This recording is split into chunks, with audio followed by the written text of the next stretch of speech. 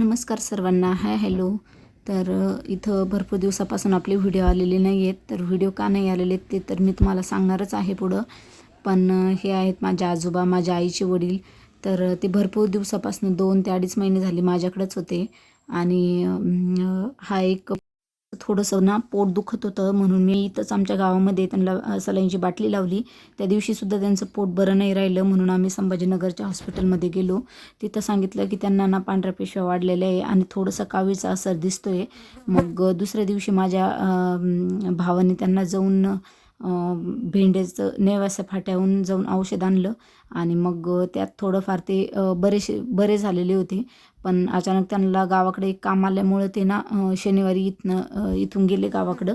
आणि हा समोरचा जो व्हिडिओ असणार आहे तर तो जायच्या दिवशीचा आहे त्यांचा. तर ते थोडेसे बरेच झालेले होते आता इथं आणि शनिवारी त्यांना गावाकडे जायचं होतं.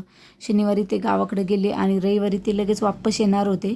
पण झालं असं की त्यांना अचानक मंदिरामध्ये बसलेले होते ते. तर हा जाण्याचा दिवशीचा व्हिडिओ बघू शकता तुम्ही. तर त्यांना पॅरलेक्सचा अटॅक आलेला होता आणि त्यावेळेस ना ते मंदिरामध्येच होते. तर माझा भाऊ आणि आई तिथं जाईपर्यंत त्यांना थोडासा वेळ झाला. तर ते आता हॉस्पिटलमध्ये आहे. त्यांना उठतासुद्धा येत नाही, बसतासुद्धा येत नाही, खातासुद्धा येत नाही आणि बोलतासुद्धा येत नाही. म्हणजे पूर्णच त्यांच्या शरीरामध्ये असं अंगच त्यांचं पूर्ण धरलं जात नाही.